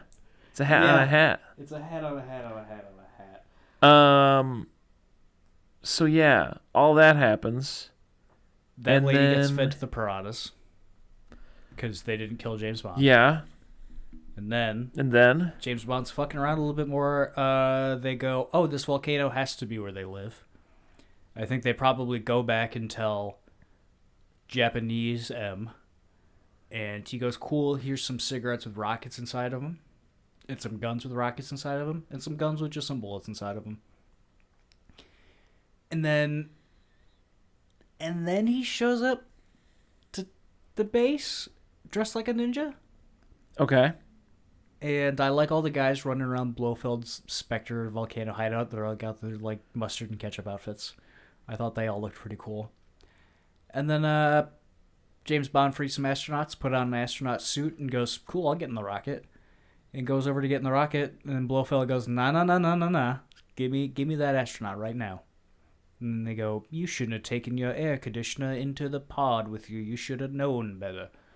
Take off his helmet. I knew it. It's James Bond. And then the other ninjas show up and start wrecking house. And Blofeld goes, turn the shutters. And then they close the blinds. She goes, we're impenetrable here. And then shit starts blowing up. And then they blow up the shutters. And this is the clip I sent you when I saw it. That explosion happens. That cat starts losing its fucking mind. Yeah. It's so funny. Also, shout outs to Donald Pleasance for being a great actor because he nails his scene. He nails his lines, but also is fighting for his life to keep that cat in place. And this is I think the peak charming from James Bond for me in this movie. Okay. Because that shit explodes and James Bond looks at him and just gives him a shrug and goes, impenetrable. It's funny. Very funny. Can I read some some contemporary reviews of the film? Sure. I'm just going to read this one from Time Magazine. According to Wikipedia, it says Time Magazine was sharply critical of the film, claiming that the franchise had, quote, become the victim of the same misfortune that once befell Frankenstein. There have been so many flamboyant imitations that the original looks like a copy. The effects are ineffective. The outer space sequence would be more appropriate in a grade school educational short entitled Our Amazing Universe, and the volcanic climax is a series of clumsy process shots that no one took the trouble to fix. Even Connery seems uncomfortable and fatigued. Oh, yeah, I think he was, like, done. Yeah. With this one. He's not in the next one. Spoilers. But I think the story is... Yeah, like I think I've said before, he wasn't getting paid shit to be in these movies. But I think he was a huge star at this point. And while in Japan, like, people from the press were like... I think he went into a stall to take a dump. And people were, like, putting cameras over and under the stall to try and get pictures of him dumping out. And so from then he was like, hey, I'm done. Yeah. I'm done with this shit and I don't want to be in this movie. I will say that modern day reviews of it, much more positive. It has a 74% on Rotten Tomatoes. IGN has ranked it as the 4th best Bond film. That's crazy. And Entertainment Weekly has it as the 2nd best. That's fucking considering that it pushes the series to the outer edge of coolness. Remember when they made him Japanese? I do. Well, my favorite review from wrap up what happens at the volcano place once you finish, though, because I really checked out as soon as all of the ninjas came over the hill and descended upon the volcano base. And then my favorite. I'm not trying to be a dick, but like I remember because I didn't pay attention. Mm-hmm. I'm gonna be honest about that. But they did all that ninja training to what? Then they had guns. Yeah. So what was the point? Well, he does say earlier. He goes, "These are my ninjas. This is them doing ninja stuff, and here are my modern ninjas." It's the same guys, but they have guns. Oh, because I remember that made me scene laugh out loud, being too. these are the modern ninjas, and I just remember a guy running around a room. It's a bunch of guys running around and they have guns. Okay, all right. And yeah, the shit just starts blowing up, and they're kicking ass and punching and kicking. And Blofeld goes, "James Bond with me. We don't tolerate failure," and shoots Osato. And then the cat runs away. And then it's gone in the next shot. Don't know why that stuck out to me. And then Mr. Bigglesworth. And then his wife is there. I'm really horny to watch some Austin Powers, not gonna lie to you. Yeah, I get that. Yeah. His wife is there. His Japanese wife is there. And they escape. And they get on a raft. Like the end of 4 of these other movies. I think a lot I of did these, say that to Will. I was like, Austin Powers ends with him in a raft. I was like, dude, yeah. I was like, man, I feel like the last one ended with him in a raft. And I think the first one ended with him in a raft. Yeah. And also the first Austin Powers ends with him in a raft. Yeah. And then it's over. Yeah. They stopped Ernst Stavro Blofeld. Okay, but does he come back? I don't know. That's a good question. Or is this the only film he's in? Because we've seen little flashes of him before, right? Like a foot here or a hand here or something. Yes, him just petting the cat, but you never see his face. This is the first time you see him, and it's Stavro Loomis. Donald Pleasance is his name. It's gonna be so strange to see a new Bond now. Yeah, because I'm worried. Personally, I know that people have their own opinions of the rest of the films, but like I'm worried that like Connery's gonna be my Bond, and I'm gonna have a hard time acclimating to a new Bond. Really? Yeah. I feel like he's given us nothing so far. Yeah, but it's I just like at this point, like I mean we're like 4 or 5 movies into just it. You know what I'm saying? I don't know. For better or worse. Yeah, I think this is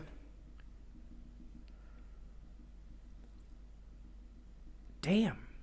It's the only one? No, Blofeld comes back in the next one, but this is the only one where it's Donald Pleasance. That's disgusting. That sucks so much ass. That is really disgusting. Anyway, our next... I think the next movie is On Her Majesty's Secret Service. Great. With... what's it? George Lazenby. Great. And I'm really excited about this because I just know about him as a person, as an actor. Yeah. Cool guy? Yes and no. Wasn't an actor.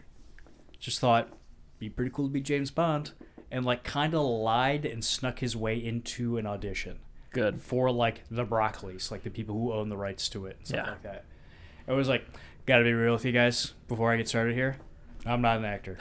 I lied on all those people who are receptionists and yada yada. And apparently one of them laughed real heartily and went, dude, you're definitely an actor. You're definitely an actor. All that's acting, baby. Yeah, you're James Bond. Fuck it. Yeah, because he was awesome. Because he was like, if you see interviews of him today, like as an old man, he's just like, yeah, because the ladies love him. And oh boy, I fucked so much when I was James Bond. Oh my god, listen, like all he wants to talk about is how much he got fucked. And then it was around the time when the Beatles turned to color. Yeah.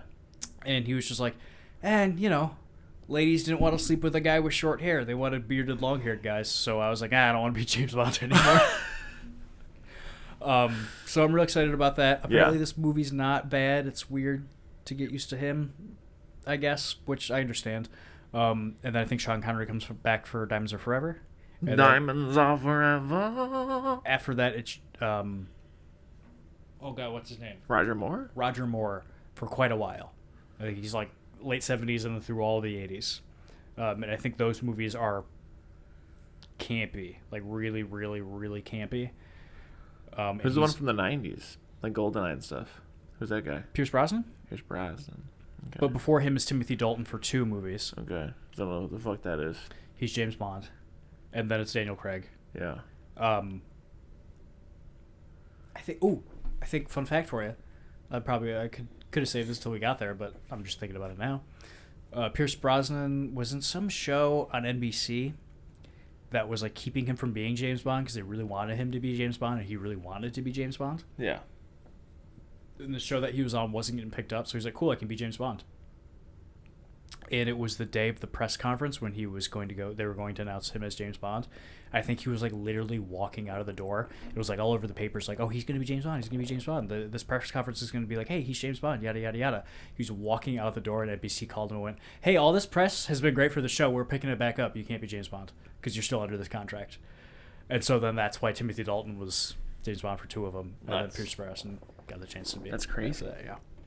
Well. Gotta say, didn't think it was possible, but I think I like this less than Thunderball. Really? Yeah. Yeah. Because it's...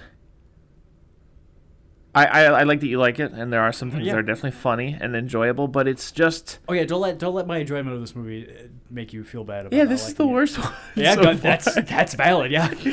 Because, so much of it is like, yeah, great, but what? Why? Yeah, exactly. That's why I like it. Yeah, dude. Because I feel like all the other ones, I'm like, with the exception of From Russia with Love, I'm like, okay, yeah, and like, I feel like watching all of these is akin to reading the entire Bible. Yeah. You're kind of just slogging through a lot of it, but every now and then you go, oh, look at that. Yeah. I'm going to remember that for the rest of my life. Yeah. And all of these have just been kind of that, and then this one was still that, but I was like, him hitting that guy with the couch was like, that fight was a lot of fun. Yeah. And then also they turn him Japanese, which is really funny. Yeah, super crazy funny. Yeah. Like insanely funny. So if I had to rewatch any of these so far. Like I can't believe more people don't talk about that time that they had to turn Japanese. He had to turn Japanese. Super important to the plot of the film that he became Japanese. Like out of all of these right now, you have to watch one. Rewatch one front to back. Yeah. It would be From Russia with Love? Yeah. Okay, next. This one. Yeah, there you go, baby. See, I don't like this as much as Russian with Love, but it'd probably be second for me. So it's definitely probably one of the more rewatchable ones, that's for sure. But, Thunderball, Goldfinger. Goldfinger is one of those weird ones for me where, like, I think your Bible analogy is great because, like, it is one of those things where, like every movie has like a handful of things where like that's genius, like just timeless, great. For like 3 seconds there, that was one of the coolest things I saw. And then there's like 2 hours and 10 minutes of just like, what the fuck? Yeah. Absolutely. What the fuck is going on? Like, you've got 16 seconds of a movie that's you're just like, damn, that rips. And then like there's just like 2 hours of just like, what the fuck? Yeah, and this one I'm going, what the fuck? But I'm smiling ear to ear because they turned him Japanese. Yeah, but I also say that with like the caveat also of being like something Will said while we were watching the movie is like he was like, you know, I just like. And I think that this is one of the biggest things going for it is he was just like, I literally just cannot. I can't remember how he worded it, but he was basically trying to articulate that like, you just can't, like, the merit of the movie is that like, this is 1967. You know what I'm saying? Like. Yeah. He was just trying to say that thing where it's like I can't even like dunk on it because it's like who else was making this in 1967 type of thing, you know what I'm saying? Like, so undeniably, like for the time, like obviously this is home run stuff for like an action adventure movie that gets a million asses and a million seats. But you know, in 2024, you know, the big draw for me is that novelty of like, you know, just again, like even just down to like seeing 1960s Tokyo for a second. Like it's just such a nice time capsule of an era that like, you know, I think about all the time, especially when I see like pictures of the like something like the 20s. And like just how like schools looked or like grocery stores looked, like everything was still wood. When you see those like black and white pictures of that time, I don't know what happened like in the 30s or 40s. We suddenly were like, nah, brick, bro. It's got to be brick or like whatever. But like you see pictures from like the 20s and it's just like a fucking diner, quote unquote, is like basically a shack with a dirt floor that like someone will give you a ham sandwich in. Yeah. And I just like, I think about it all the time. It's crazy that the town of Austin, Texas just never went away from that. Sorry, go. But I was just thinking about that. But it's just like one of those things where it's like, man, cannot believe that like 100 years ago, which is not that long ago, like, you know, just like when I think about like my grandpa's grandpa, you know, being born in like 1880 or whatever. They never let him tell you they put no man on the moon. Exactly, and saying shit like that to my grandpa, it's just like crazy to think that like, again, like, you know, I talk to my grandpa almost every day and like, you know, from time to time, I'll just talk about like how he's like, yeah, like until I was 5, like we didn't live in a house that had a toilet inside of it. Like I had an outhouse that like, he was like, when I was a kid, I had to piss at night. Like I was fucking scared of I was gonna get abducted by aliens or like eaten by a Sasquatch. Like it's like I swear to God, like I used to be like so afraid to use the bathroom because I was like, man, in the 50 yards between the house and the fucking outhouse, I'm going to get abducted by an alien. That's so funny. You know, and you know, I can remember visiting family in like West Virginia, and I had to use an outhouse a couple times, and every time I was like, dude, there's no way, like I don't get bit on the ass by a rattlesnake. Like that was my big fear of putting my ass over that hole, was that like there was something in there that was gonna bite my ass. And like, how is that better than a bucket? Yeah. Like I don't get it. Yeah. Just I feel like it's probably way easier to buy a bucket than to build an outhouse. But anyways, my main point is being, you know, James Bond, time capsule, and I don't know why. The other point I'm making is like it's always the 20s where I'm just like, man, like that's so crazy, such a different time. Yeah, I think for it being the 60s, I think like. The big draw for these movies, like Will said, like who in this time is making these kind of movies, but also I think like a big draw for these was like it was so prohibitively expensive to travel anywhere. So for us going, wow, it's so cool to see 1967 Tokyo. Yeah. I'm sure people watching this were like, oh, James Bond's going to Japan? Yeah. I'd love to see what Japan looks like because I've never seen it. But also on a side note, I mean, I know that Contemporary Times magazine thing said that whole thing about like there's been so many flamboyant copies. So maybe there's just a million fucking like James Bond ripoffs that I didn't see that didn't stand the test of time that I'll never see. So maybe there's a bunch. But my caveat being like who else was doing it like this then I guess. Like this is obviously the one that was like the gold standard or else it wouldn't be. And I think like it's still going today. Yeah. It's the adventure part of these action adventures that really get. It's like you're going on this adventure with James Bond. He's this real cool guy that like drinks and smokes and like goes to a lot of anti-smoking stuff in this movie too. Forgot to bring that up. Yeah. And then he the times they are changing. Yeah, and everyone's like, "Ooh, these are bad for you. They're bad for your chest." Ooh, and we all know he likes a healthy chest. Gross. But then his life gets saved because he smoked a rocket. And that's that mattress. No, but I don't know. Seriously though, the next episode is going to be Saw 3 and James Bond 19. Which is it? It's James Bond like 6 now. Is this like the 6th one we've done? Something like that, yeah. It's your Majesty's, your Queen is your Queen's on Her Majesty's Secret Service. Right? For sure, absolutely, yeah. Yes. Also, because we've watched to this point Dr. No, From Russia with Love, Golden Finger, Thunderbird. Thunderbird. And then this one is You Only Live a Couple. You Only Live a Couple. And then up next we got the Queen of England's Secret Little best Guys. friends. Yeah. And then it's Moonraker? Diamonds What is Never Octopussy? Die. Octopussy, I think, is it's a Roger Moore one. Cannot believe it's not Sean Connery joint. Porno, yeah.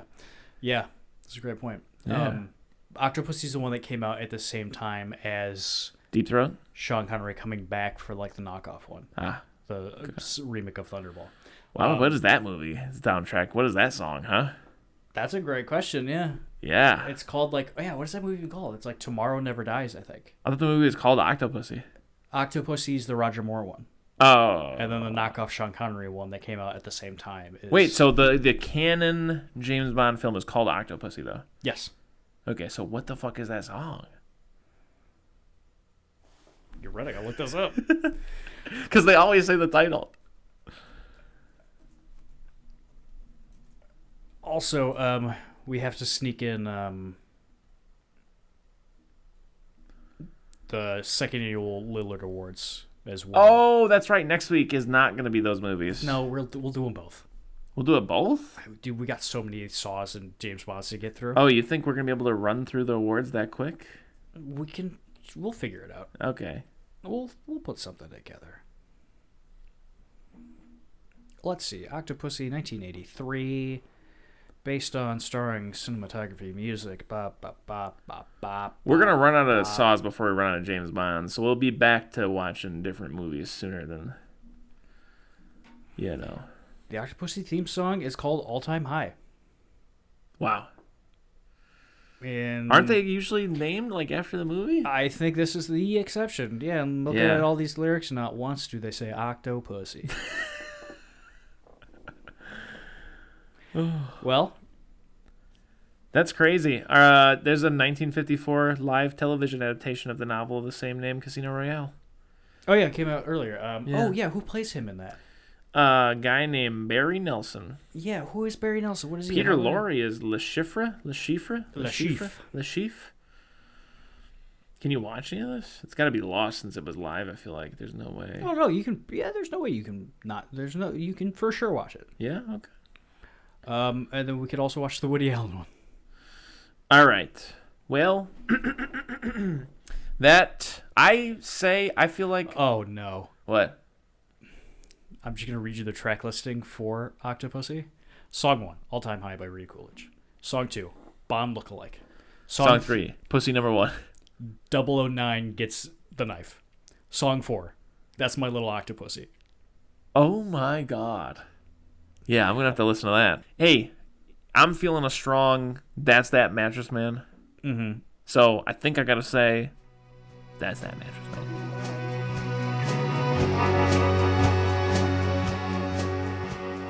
If you need more soup, follow us on Instagram, Facebook, and Twitter, or go to our website, eatingsoupalone.com. And until next time,